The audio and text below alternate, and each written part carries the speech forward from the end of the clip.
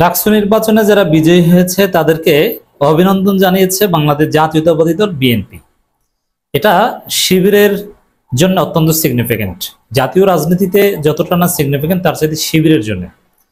কারণ শিবিরের ভূমিধস বিজয়ে নানান মহল বা বিশ্লেষকরা অনেকে আশঙ্কা করছে যে শিবির আসলে মসৃণভাবে পথ চলতে পারবে কিনা, ঠিকভাবে ডাকসু চালাতে পারবে কিনা, না পদে পদে এস্টাবলিশমেন্ট এবং বিএনপি, দিল্লি, প্রথম আলো, ডেইলি স্টার, বিশ্ববিদ্যালয় প্রশাসন, সরকার তাদেরকে বাধাগ্রস্ত করবে কিনা, এরকম নানান আশঙ্কা এটা খুব গুরুত্বের সাথে আলোচিত হচ্ছিল।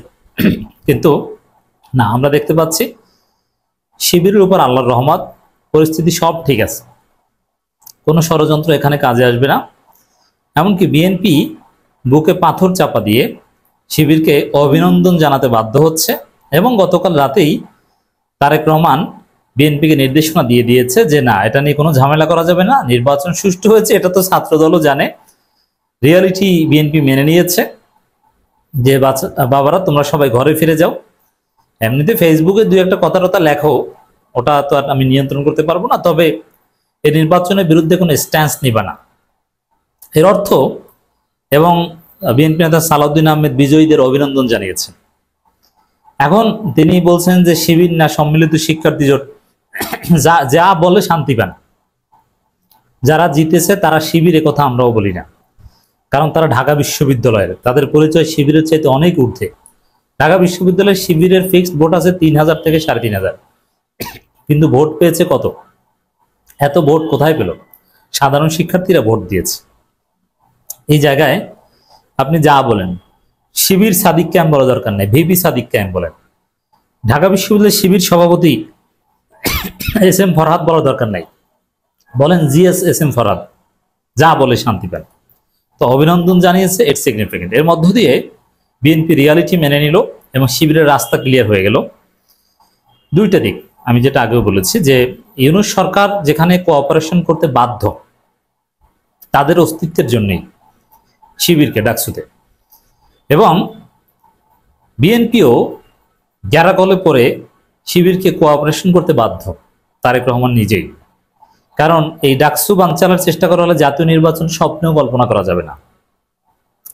বরং বিএনপি তাদের ভুল ত্রুটি সংশোধনের জায়গা পাচ্ছে। তাদের যে এতদিনের যে ইন্ডিয়ান ন্যারেটিভ 5 আগস্টের পর থেকে, ওগুলো যে কাজে আসছে না, ওগুলো যে আওয়ামী লীগের মতো মানুষ বর্জন করেছে, এটা তারা যাচাই করার সুযোগ পেয়েছে। তাদের নিজেদের মধ্যে যে গ্রুপিং এবং চাঁদাবাজি, এগুলোতে যে তাদের অবস্থা খারাপ, এটা দেখার সুযোগ পেয়েছে। এগুলো সংশোধনের চেষ্টা করবে ডেফিনেটলি বিএনপি।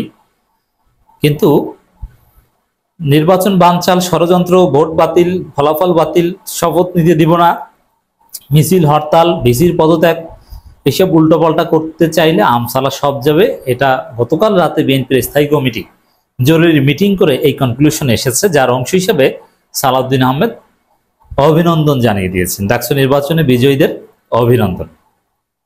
এটা বিএনপি একটা স্মার্ট পলিটিক্স। এমনিতেই ঢাবি ভিসির সাথে বেয়াদবি করে এবং কারচুপির নাটক সাজিয়ে শিবিরের বিরুদ্ধে, এবং ফলাফল গণনাকালে বিভিন্ন জায়গায় মব সৃষ্টির অপচেষ্টা চালিয়ে ক্যাম্পাসে মিছিল করে ছাত্রদল তারেক রহমানকেও কলঙ্কিত করেছে। এমনিতে লজ্জাজনক হার, ভূমিধস পরাজয়, তার মধ্যে আবার উল্টাপাল্টা আচরণ করে মান সম্মান কিছু রাখলো না। এজন্যে এই জরুরি নির্দেশনা, এই অভিনন্দন জানানো, এটা তাৎপর্যপূর্ণ।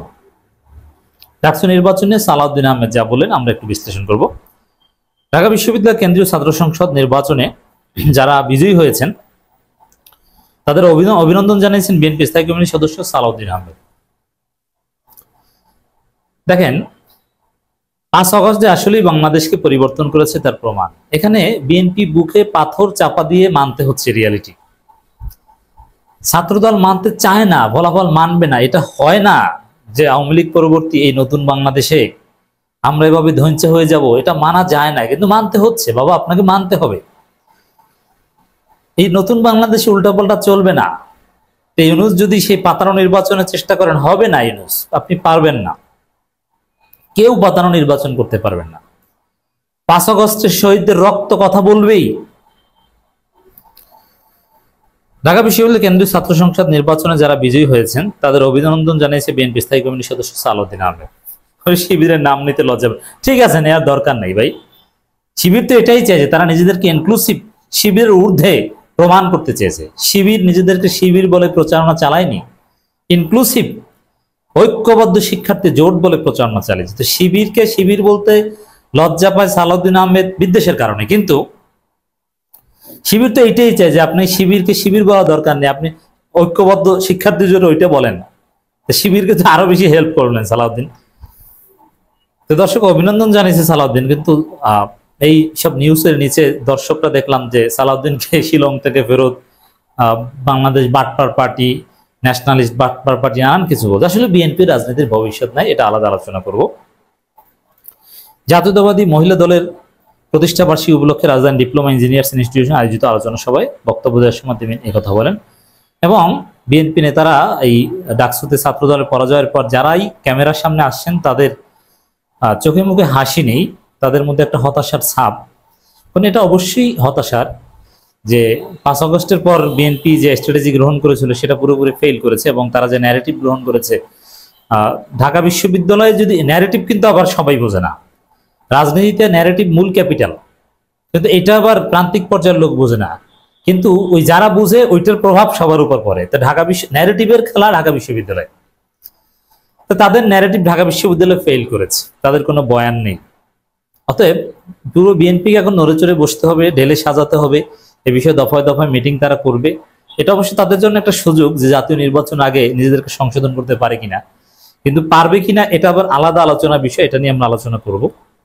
তো সালাউদ্দিন আহমেদের ভিডিও বক্তব্য দেখলাম, হতাশ, কনফিডেন্স নাই, মানে একটু লজ্জা লজ্জা ভাব, লজ্জা পাওয়ারই কথা। এতদিন এমন ভাব নিতেন 300 আসনে 290 আসনে জিতবেন, 90% লোক বিএনপি, এবং গতকালকেও বড় বড় কথা বলেছে বিএনপি নেতারা, ছাত্র দলের বিপুল বিজয় হবে, ভূমিধস বিজয় হবে, কেউ ঠেকাতে পারবে না। মানে এরকম বড় বড় কথা বলে আজকে কম্পিটিশনই করতে পারলেন না, একটা পদেও জিতলেন না, মিনিমাম একটু জিতলেও তো মান সম্মান থাকতো, তাও পারলেন না। এই জন্য হতাশা, লজ্জা, এটা স্বাভাবিক, আমরা বুঝি। সালাউদ্দিন আহমেদ বলেন ডাকসুতে যারা বিজয়ী হয়েছেন তাদেরকে অভিনন্দন জানাই, এটা গণতন্ত্রের রীতি, গণতন্ত্রের রীতি হিসাবে সবাইকে অভিনন্দন জানাতে হবে। কিছু ত্রুটি বিচ্যুতি হয়েছে, যেহেতু বহুদিন পর নির্বাচন হয়েছে, কোনো ত্রুটি বিচ্যুতি হয়নি। ত্রুটি বিচ্যুতির চেষ্টা করা হয়েছিল বিএনপির পক্ষ থেকে, কিন্তু সেটা সফল হয়নি। ত্রুটি বিচ্যুতি বলে প্রশাসনের উপর দায় দিবেন, এটা পুরোটাই বিএনপির কিছুটা কারচুপির চেষ্টা ছিল, কিন্তু সেটা সফল হয়নি। তো সালাউদ্দিন আহমেদ বলছেন, আমার মতে বাংলাদেশ ইসলামী ছাত্র শিবির ডাকসু ভোটে অংশগ্রহণ করেনি, ঐক্যবদ্ধ শিক্ষার্থী ভোটকে অভিনন্দন। ঠিক আছে, আপনি যা বলে শান্তি পান আপনি বলেন, কোনো সমস্যা নাই, এবং এরা ভবিষ্যতে ভালো কিছু হবে, গুরুত্বপূর্ণ ভূমিকা পালন করবে, এটা বলেন। কিন্তু অভিনন্দন জানালেও শুভকামনা ভবিষ্যতে হোক এটা বললো যে না, যেহেতু বড় দল না, তারা আবার ভবিষ্যতে মন্ত্রীতন্ত্রী হবে, এটা নিয়ে একটু সন্দেহ প্রকাশ করেছে। সালাউদ্দিন আহমেদের চাইতে সাদিক ক্যাম্প, ফরহাদ মহিউদ্দিনের ভবিষ্যৎ বাংলাদেশে অনেক উজ্জ্বল।